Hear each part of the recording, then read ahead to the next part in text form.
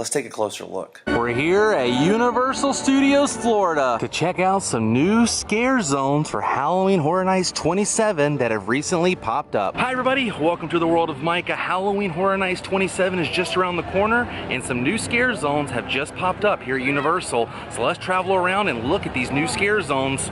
Let's take a closer look. As you guys can see, they are in the process of transforming the park into Halloween Horror Nights, and our first stop today is gonna be for Trick or Treat. Right over here with all the pumpkins and the ghosts up, it looks just like the beginning of the movie, as you guys can see in this photograph.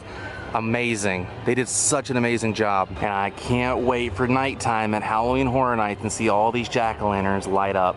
The address is 3775. This is the house of Rhonda. If you guys look in this photograph, you can see the door frame here and this little latch is exactly the same as the movie, and also the address is the same as well. I really hope we have a Rhonda character that's gonna be meeting us here in this trick-or-treat area. And this right here is Principal Wilkins' house. You can tell by the address, 3707.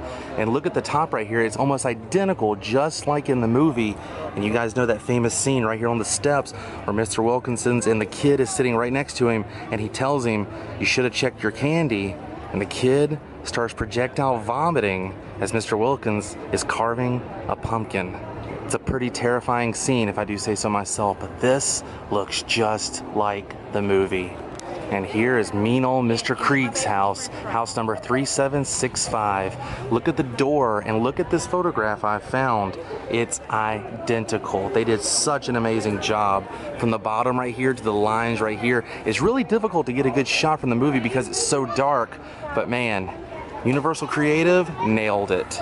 This is gonna be awesome.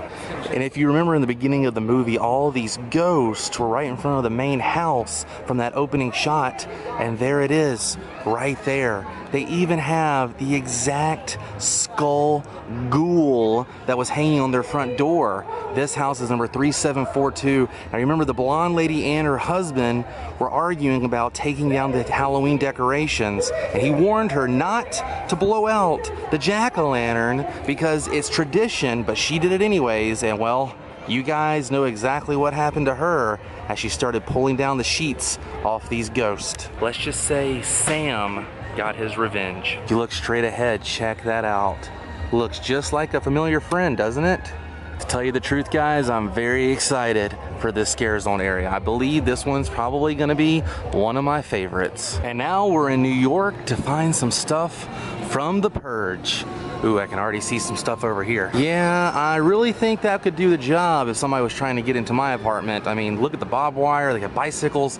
They have different things here. They're trying to block people from trying to get into that house. But you know, those Purge people, if they really wanted to get in, they will find a way. And as you guys know, if you have blue flowers outside your house, that means you support The Purge. And by all these different blue flowers, a lot of people on this street are actually supporting The Purge. And it doesn't necessarily mean you're out purging yourself, it just means you support it. But then again, there's also those people who are completely against it and who are fearing for their lives. I would probably be one of these people. In fact, I know I would be. There's no way I could go out and harm anybody. I would be protecting myself, but I think I would do a better job than this. If I really wanted to, I could easily jump over that and get inside your apartment. Well, that does it for The Purge. Now it's time to head over to San Francisco and check out what they have for the scare zone of Invasion.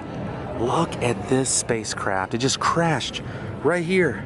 Amazing, isn't it? I mean, the detail on this thing is absolutely amazing. And I want to say this scare zone is going to pay tribute to those classic sci-fi horror movies that involved some aliens. I can't wait to see all the sci-fi that this invasion area is going to bring. And this scare zone is going to be called Altars of Horror. This is the only thing they have up so far.